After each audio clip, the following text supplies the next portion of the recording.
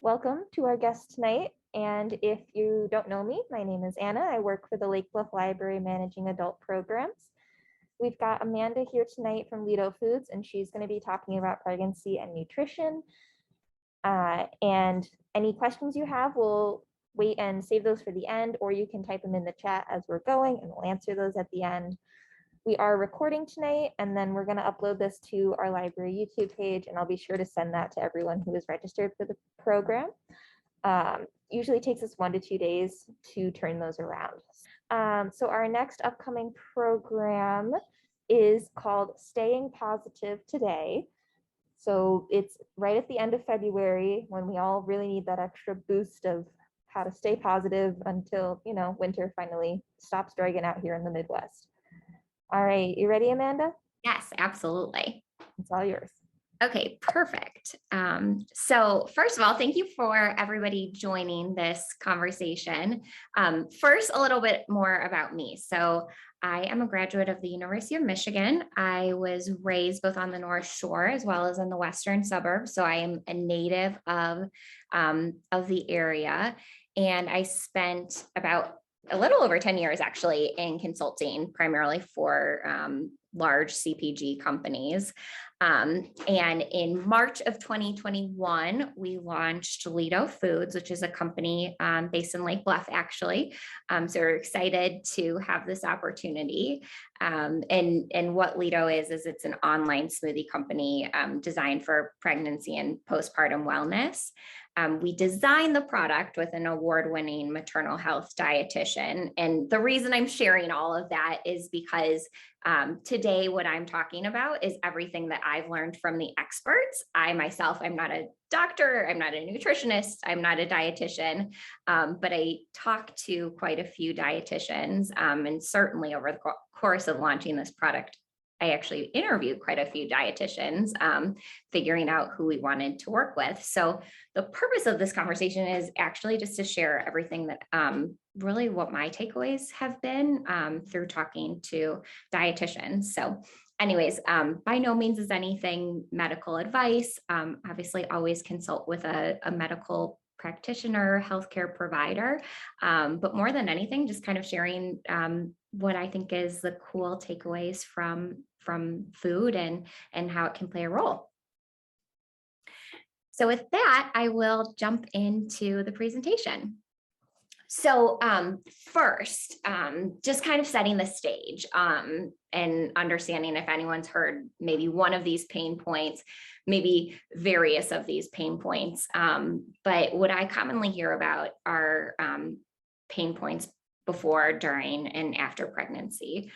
Clean and healthy eating, needing select nutrients, something that's filling, something that's convenient, having different food preferences, different symptoms that arise, what foods do you avoid, what foods are good eating for two, recovery, lactation support. There's so many different things that people talk about. And what I've learned from dietitians is that there is research that suggests that there's different support elements as it relates to foods.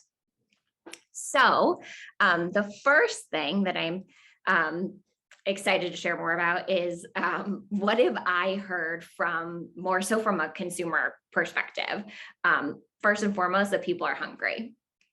When I got started, I think that a lot of people who are not nutritionists or dietitians, people who I talked to often said that they all felt like it was about the calories. And one thing that I've learned that I think is super interesting is that there's really 4 tenets as it relates to something being filling, but it's not calories. So is there fiber? Is there protein? Is there healthy fats, as well as carbohydrates? And really that those nutrients together can play a role. So I actually have these 3 pictures because it kind of develops and shows the importance of balance. So something like a cracker and a nut butter, Greek yogurt parfait with fruits as well as the whole milk dairy, salmon with a side of quinoa, kind of anything that's helping balance fiber, protein, healthy fats, and carbs is really a core takeaway and core piece of how do you eat something that's filling and satiating. Then the next thing that I wanted to share with everybody is about nutrients. So as we kind of took this from the top, as I got started talking to different dietitians, really the first thing that people said across the board was that nutrients, certain nutrients you need more of due to the increased demands on your body. That part always made sense to me as a non-medical professional. Then as you take this down another layer, it's really about, many people know that they need to take a supplement to help them get the increased nutrients that are needed.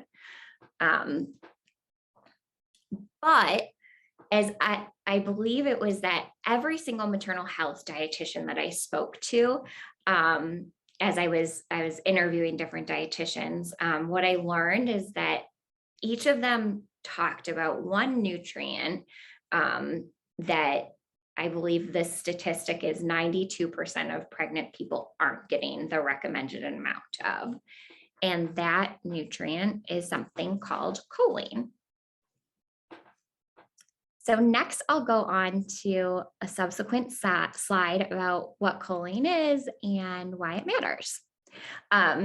So what choline is, and again, this is all from, this is from our dietitian and kind of all publicly available information, but it's a B vitamin commonly found in foods like beef liver, as well as egg yolks. According to the Institute of Medicine, they recommend 450 milligrams during pregnancy, and actually more when someone's breastfeeding, which is 550 milligrams.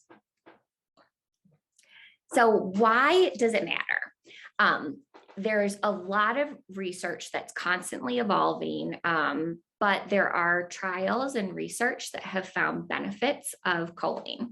So what the research is talking about currently is first related to cognitive development, and that choline may play a role in cognitive development, as well as brain development, cognition. From the cognition perspective, there's a very interesting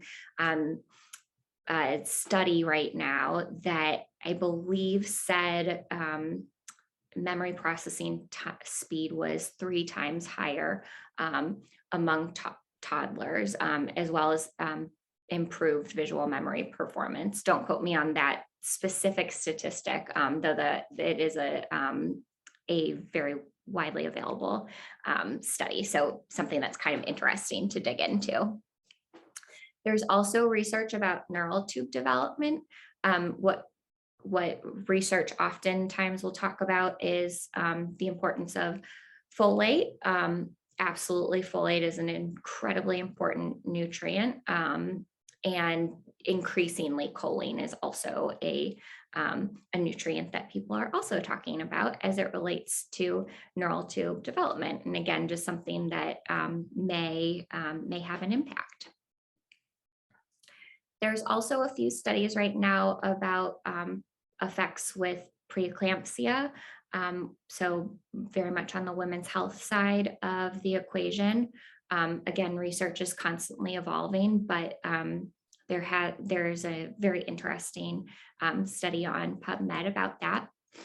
And then more broadly, as it relates to women's health, it just very kind of important research on choline and its importance. We did provide more information, again, that came from our dietitian, but really more than anything, aside from kind of the specifics, my bigger takeaway is again, somebody who wasn't necessarily involved in the space before the case, I couldn't believe how much dietitians talked about choline and its importance, and that there was a body of research out there supporting it. And that's one of the really interesting things that was really an immediate takeaway for me as it related to choline.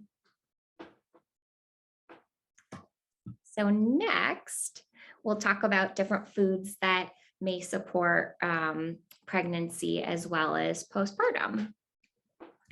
So really there's 3 core areas that we talked about. So first, kind of how you feel and what your body is doing. There's some research as it relates to foods that may provide support if you're not feeling well or have heartburn or stopped up or milk supply. Then there's more wellness related foods as it relates to skin regeneration, antioxidants, immune support, as well as iron, as well as cravings that people always talk about. So what are good foods as it relates to sweet tooth, chocolate, coffee? We probably could go on and on about this whole world, but we tried to keep it just to 3 really high level areas for everybody to kind of get a little bit more information on. So first, as it relates to how you feel and what your body is doing. So one question that I've gotten posed to dietitians, what have you, is what do you do when you're feeling queasy? First, there's an acronym called BRAT, which stands for bread, rice, applesauce, toast, and tea. And those are considered really mild foods that may be easier to tolerate when you're not feeling well. There's also clinical trials on ginger root as well as vitamin B6 and how there may be what might support that as well. So ginger root and vitamin B6, there's definitely a lot of research around, and the mild BRAT foods is something that, for example, different associations commonly will talk about as well as it relates to bread, rice, applesauce, toast, and tea. What are foods that might be milder and again, just easier to tolerate? So things that are always worth trying, and kind of a fun acronym. Another question that certainly I've been asked, as well as dietitians, we've posed back to the dietitian experts as well, is what do you do when you have heartburn? The one thing that the takeaway that I've had from talking to different experts is low acid fruits. So one low acid fruit, for example, is banana, and that may be easier to tolerate. But what you'll always find with food is that no one food is ever going to be a magic solution for everyone. And more than anything, it's just kind of what we've heard that people try. Some have luck with, not everybody has luck, but kind of just an interesting one to keep in your arsenal as you think about what foods to try there. We also certainly get, we've had a lot of conversations about when somebody feels stopped up, which at least anecdotally, what we've heard is oftentimes happens when people are taking their prenatal vitamins. And from what dietitians have shared with us is that fibrous greens may be something worth trying. So think about something like spinach, kale, anything that kind of helps keep your bowels moving. And then the 4th area is milk supply. This is one that's super interesting that that we've asked tons of different dietitians about. And honestly, there's not a lot of research here. There is research that supports nutrient-dense calories, so making sure that you're getting enough calories, but there's not again, from a clinical research perspective, this is actually an area where there's not a ton of conclusive evidence, research, what have you. So something that's interesting, though you certainly, I think there's old wives' tales, and there's certainly things that work for different people. But from a research perspective, not a ton there. Though if somebody ever finds a great study on this, always all ears. Next is from the wellness perspective. So one topic that people often talk about is skin regeneration. And the reason why they talk about skin regeneration is as people's growing bellies are stretching, what can you potentially do? And from a food perspective, one thing that I've always found interesting that kind of the experts talk about is trying foods with vitamin C. There are a variety of different foods that have vitamin C, one of which would be an example like strawberries. And the reason why people talk about vitamin C is that it may support collagen production, which can support the skin regeneration. So the many reasons why people talk about vitamin C. The other thing that people talk about is antioxidants. And from what I've learned from the experts is that the reason why dietitians will talk about antioxidants is that it may help combat the natural oxidative stress that occurs during pregnancy. And there are really a variety of different foods, peaches, beets, decaffeinated coffee, if your antioxidants are something that you're passionate about, that's also a great benefit of some of those fruits as well as coffee beans.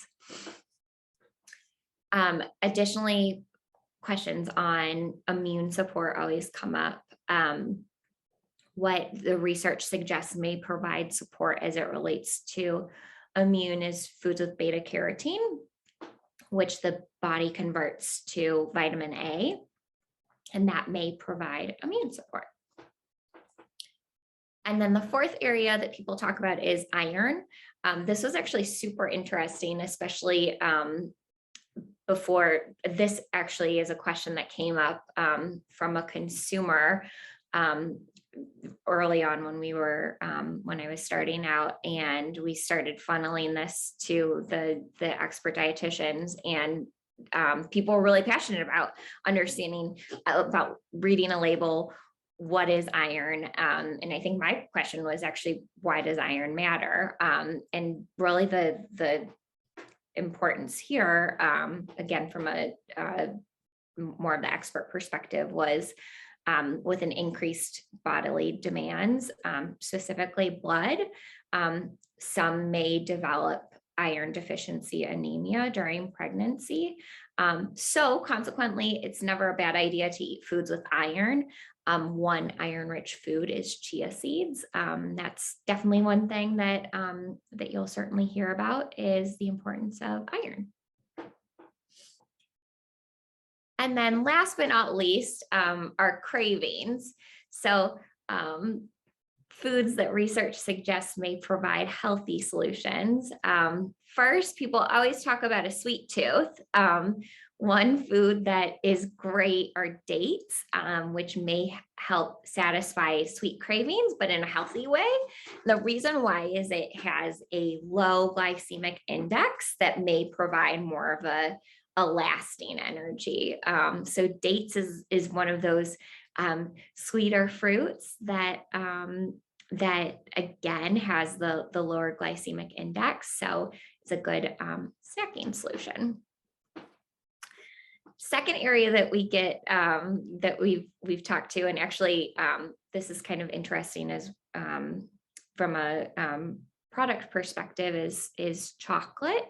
And so the question certainly has arisen of what if you want a natural substitute for chocolate without the caffeine, because chocolate does have some caffeine. Obviously, it certainly varies as it relates to what type of chocolate that you're having, but in the kind of the health chef world more than anything, increasingly what I've learned that people are turning to is something called carob, which is a sweet natural substitute.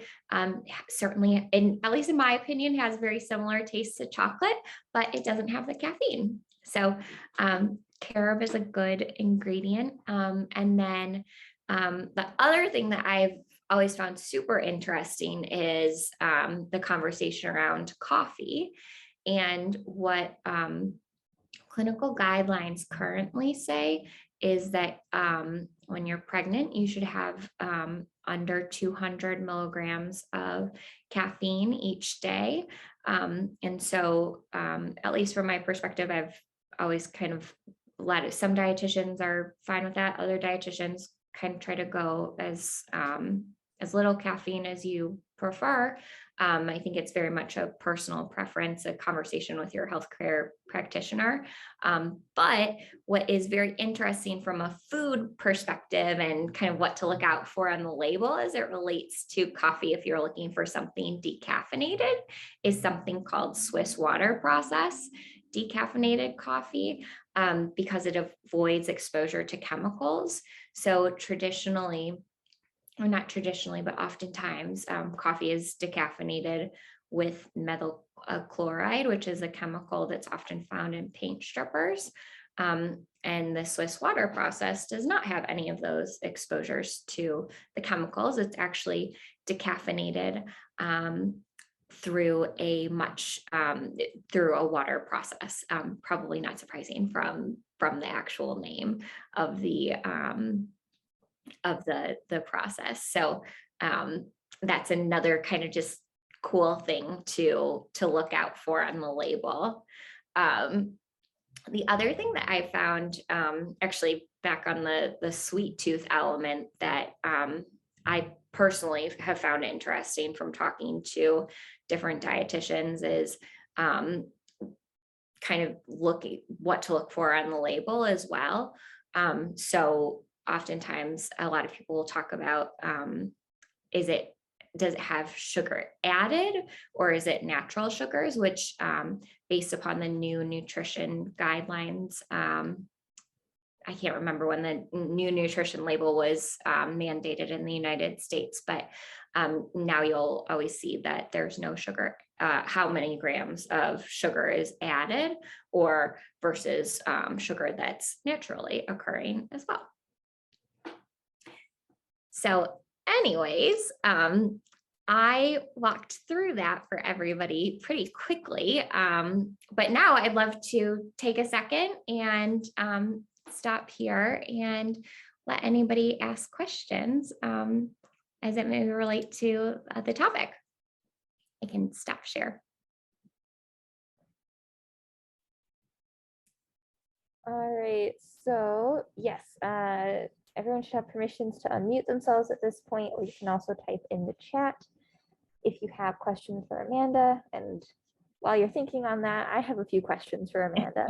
I love it. So looking at some of the ingredients you talked about and some of the nutrition stuff, I'm curious if there are like more suggestions that you have, like for iron. You mentioned chia seeds. Are there other additives that you guys use in like your smoothies to provide iron? Yeah, absolutely. And ironically, this is a, oh, excuse me. Sorry. I had I screen shared too quickly. Ironically, we just wrote a blog all about iron and we're launching it tomorrow, which is very fortuitous that you asked that question. So I'll actually give you a couple of preview items, and I actually have the specifics up right now. So one is coconut milk. There's 7.46 milligrams per cup of canned coconut milk. Spinach is another awesome ingredient with iron. There's 3.85 milligrams per half a cup of cooked spinach. Oats are another great ingredient.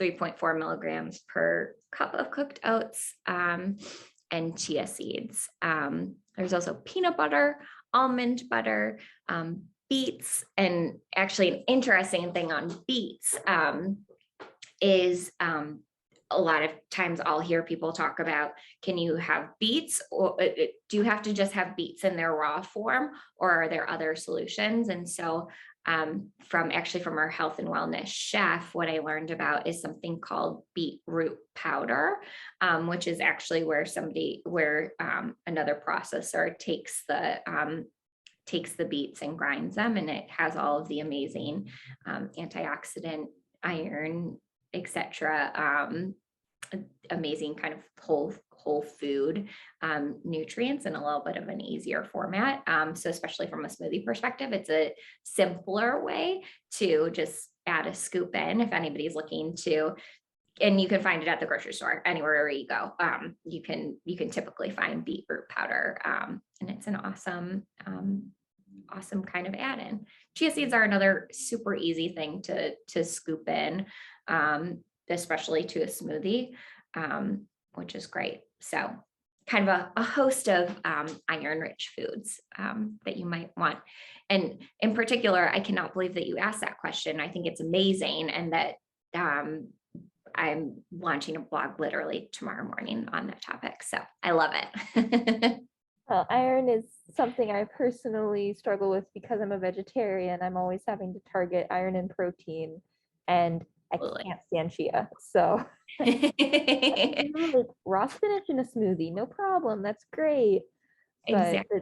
Chia is not my thing. So and another thing that I found super interesting is from an absorption perspective. What I've been told from the different dietitians is that combining foods that have vitamin C with iron-rich foods helps with absorption. So having something like, not in your case because you don't like chia seeds, but having something like strawberries that have vitamin C, as well as having chia seeds, kind of adds to the potential effectiveness of those ingredients. So C plus iron. So when I throw spinach into my strawberry banana smoothie, I'm just helping myself. Exactly. And oats are another one that are super easy. You have to be careful on, sometimes we'll get people talking about is the chalkiness, which if you add a ton of oats, that was one thing that we were super particular with our health and wellness chef of kind of tamping down on some of the kind of over oat addition. So it's kind of like a personal taste preference, and you kind of have to play around with how much you can get to before it gets chalky. But oats are also great because they're a complex carbohydrate, which allows you to digest it over a longer period of time. And as we started off, people talk about hunger. So that's definitely another great ingredient. But great question. Well, that's why we have a breakfast bar with our smoothie, right? Exactly. Exactly. I love it. Well, I'm not seeing any questions in the chat, so I feel like I had another question for you, and I can't. What was it? Well, there were a couple of things you talked about that I was not familiar with the terms. Yes. Probably because I haven't had a kid, so no big deal. No, I haven't dealt with, like you talked about neural tube development and preeclampsia. So I can go over kind of what we've learned about that, especially as we've kind of gotten off the ground and talked about it. But so first is from a neural tube. What is the neural tube? It's essentially what will become the spinal cord. And so especially in in your first trimester. I can't remember if it's the first 28 days, but oftentimes before, where clinical research, what they'll oftentimes say is before somebody may even know that they're pregnant, the neural tube is developing.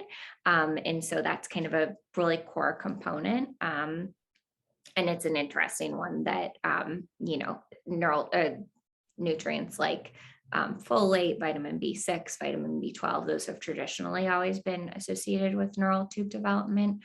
And now it's interesting that the data is kind of increasingly suggesting that choline is also a factor there. And then the other piece that I had talked about was preeclampsia, which is something that is dangerous for the woman's health as well as for the baby. But choline intake can, at least one study has found is that it optimizes the function of the placenta. And so that is an area that at least is emerging. Again, there's not, I think what's super interesting is that there are increasingly studies coming out about choline, and it's one of those things that's kind of exciting to talk to dietitians about because there's constantly something new coming up and coming out. And again, by no means is that going to be a cure or what have you.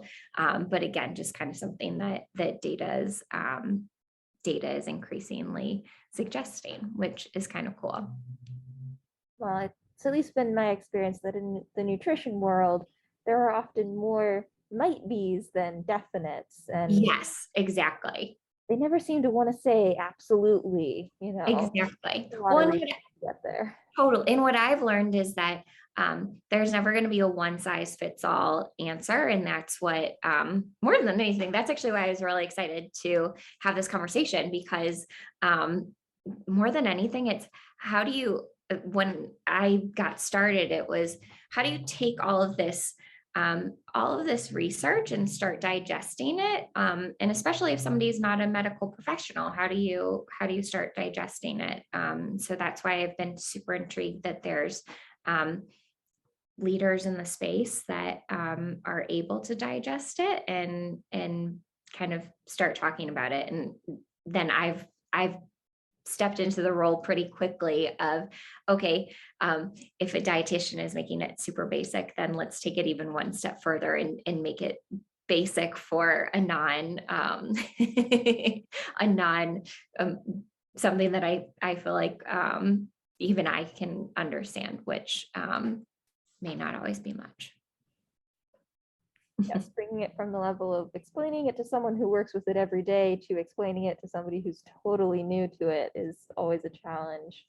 Exactly. And not have it be overly clinical, which is something that I care about. Definitely be intimidating to hear about all of these vitamins and nutrients that I'm like, I don't think I'm getting that. Oh, exactly. And when you break it down, like you did, like, yeah, eat bananas. Okay, I can do that. Yes, totally. And I can't remember if I had mentioned it in the presentation, but one thing that time and time again I hear from different dietitians is that really the importance of whole fruits and vegetables, whole ingredients, that a supplement is called a supplement for a reason. A supplement is extremely important and absolutely something that everybody should be consulting with their doctor and figuring out what is the right supplement for them, but it's supplemental to food. It's not a replacement for kind of great nutrients. That's what makes smoothies such a great solution, is they're based around the fruits and the vegetables and the raw stuff. Exactly.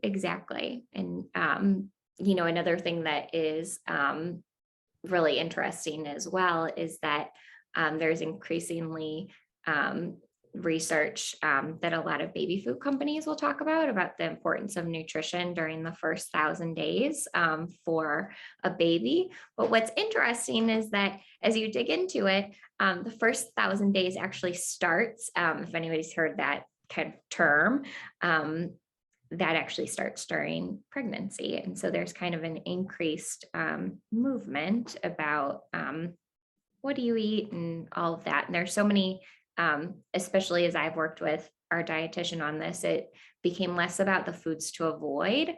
I feel like that's something that at least I always heard people talking about was what should I not eat? We kind of evolved it to be certainly there are foods that we don't include where, you know, research is lacking or there's not great or research might suggest don't eat that food, which there's just a few. But more than it became more about not the avoidance, but more so what should go in there, and kind of the importance of that. And then not to mention from a functional perspective. So you take all of the great foods that you should be eating. Where is there also research as it relates to functionally how food may have an impact and provide support, which is where something like I know people always talk about ginger, and that's one thing that people certainly talk about, and there's quite a few studies as well. So kind of all the fun, interesting things, and a totally separate area of the world of the dietetics world. So kind of cool. Absolutely. All right. Well, I think we can go ahead and wrap for tonight. Thank you so much, Amanda, for being here and giving this presentation. And I'll be sure to send the link to the video to everyone here tonight. Okay. Thank you so much for the opportunity. We love talking about it. And thank you so much to the Lake Bluff Public Library. Absolutely. Have a good night, everyone. Bye.